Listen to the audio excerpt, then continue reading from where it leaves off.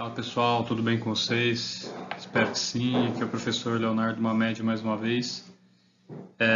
Hoje a gente vai conversar sobre as desigualdades internacionais. Eu trouxe aqui alguma uma informação já para a gente, né? Publicado no site do El País.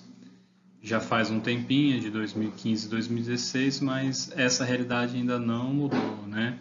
1% da população brasileira concentra metade de toda a riqueza do planeta. Tá? A gente pensa aí que a população do planeta está em torno de mais de 7 bilhões, né, de pessoas. Você calcular aí 1% dela é a parte mais quantitativamente falando mais insignificante, né? 1% é muito pouco. Os outros 99%, portanto, vão dividir os outros 50% da riqueza, né? Isso mostra o quanto é desigual a distribuição de riquezas no mundo. E a nossa aula de hoje é sobre isso. Pessoal, então como o autor coloca no capítulo 5 para vocês aí, vão acompanhando na apostila, as desigualdades internacionais são um dos maiores problemas hoje da humanidade aí, tá? E existe uma divisão famosa, né? Mas que é muito genérica, que o autor coloca pra gente. Genérica porque ela ajuda a gente a entender um pouco, mas ainda precisa de mais aprofundamento, né? O que isso significa, né? Existe um norte considerado desenvolvido e um sul subdesenvolvido, né? Repara que essa linha vermelha, o autor coloca bem pra gente, não é uma linha dividida de acordo com os hemisférios, tá? É uma linha de acordo com a divisão com a renda per capita de acordo com o PIB dos países, que é o Produto Interno Bruto. É toda a riqueza gerada durante um ano naquele território. Então, os maiores PIBs estão nos países do norte e os menores do sul. Mas isso é muito relativo. Por exemplo, ele vai lembrar aí que países como Coreia do Sul, a própria China, né, vem se desenvolvendo e saindo aí desse posto aí de país subdesenvolvido. Tudo bem? Tá? Ele coloca aqui, considera-se como um norte geoeconômico o conjunto formado por mais ou menos 30 países, é muito pouco, né? 25% só da população mundial, concentrando 60% da riqueza no mundo aqui. No sul, por outro lado, 170 países abrangendo 75% da população mundial, né? Com apenas 40%. Então, enquanto 25% detém 60% da riqueza, os restantes, né, o restante, 75% da população mundial concentra apenas 40%. Isso é um dos fatores de concentração aí nas áreas do mundo. Aqui na apostila ele chama a atenção da gente para o fato de não ser homogêneo também, mesmo dentro dos países considerados desenvolvidos, há uma diferença, né? Estados Unidos, Alemanha, Japão, Finlândia e Canadá são considerados países de graus aí, nações desenvolvidas. E depois de grau mediano você tem Grécia, Portugal, Rússia, Bulgária. Sub, são É uma categoria de subdesenvolvimento, inclusive, dentro dos próprios países considerados do norte desenvolvido. Então, essa divisão que eu coloquei anteriormente, ela não é homogênea, ela é bem diferenciada. Isso vale também para os países subdesenvolvidos que ele vai colocar, né? O Haiti, um país super pobre, está no sul subdesenvolvido aí. E o Brasil, né, a gente junto com o Haiti é um dos piores índices aí de desenvolvimento humano do mundo. E o Brasil, que não tem um dos piores nem um dos melhores, a gente está numa faixa mediana de desenvolvimento humano, colocado como o sul subdesenvolvido junto com Haiti. Então, nem o sul todo mundo é totalmente pobre, e nem o norte, todo mundo totalmente rico também, tá? Na sequência aqui, o autor coloca para a gente sobre as desigualdades internacionais. Ele chama a atenção de que as desigualdades no interior das sociedades humanas ela não é de hoje, né? Vem desde a antiguidade. Se vocês acompanham, para quem faz a leitura da Bíblia ou qualquer documento sagrado, histórico, você vai perceber que nessas sociedades da antiguidade, de diversas formas, existiam desigualdades, né? Povos escravizados, os hebreus, por exemplo, no contexto bíblico, foram escravizados pelos egípcios, né? No Êxodo, isso é muito bem retratado lá, né? Moisés libertando o povo hebreu. Portanto, essas desigualdades já existiam desde a antiguidade. Mas é após a Revolução Industrial. Então é após a Revolução Industrial que acontece aí a partir do meados do século XVIII, que vai intensificar, né, as desigualdades sociais, isso sob o domínio já do capitalismo, né, passado já um capitalismo comercial, né, a gente já está aí na Idade Moderna, portanto, caracterizando a sociedade que a gente vive até hoje. Então, apesar de existir desigualdades desde as sociedades humanas mais antigas, é sob o capitalismo que essas desigualdades vão se intensificar e vão tomar outras formas, né? Então, a urbanização, né, a industrialização, que são processos importantes para o desenvolvimento do capitalismo, apesar de trazer algumas mudanças importantes para a gente, que a gente nota até hoje, né, desenvolvimento tecnológico, científico, nem todo mundo tem acesso a isso, né? E é importante a gente refletir justamente nesse contexto. Vou chamar a atenção para vocês nesse contexto, porque apesar de existir uma revolução tecnológica, e o Brasil participar de alguma forma disso, apesar de nós não sermos muito fornecedores de tecnologia para o mundo, a gente participa disso de alguma forma, importando, por exemplo. Então, no contexto hoje de uma pandemia, é importante citar isso, o quanto as desigualdades elas afetam o nosso cotidiano hoje.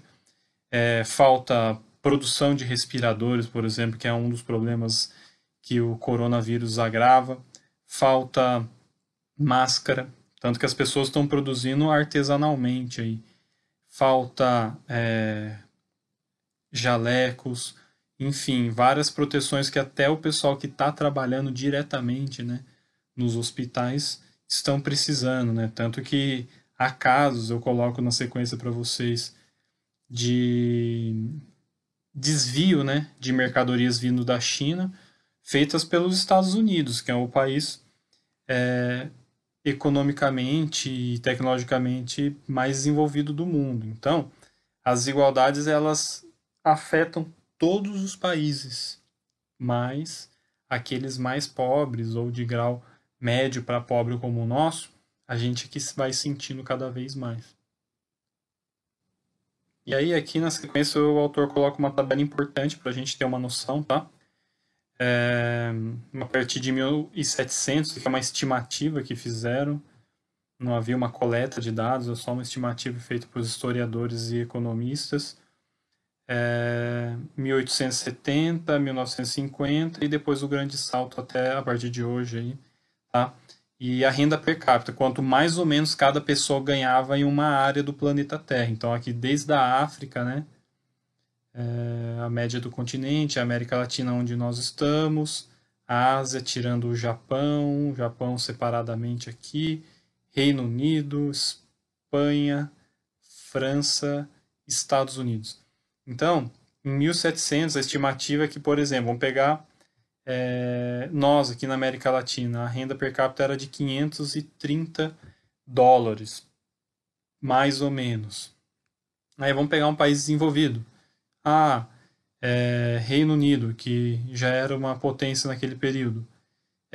Mais ou menos aí, vamos colocar o dobro, um pouco mais que o dobro da nossa renda.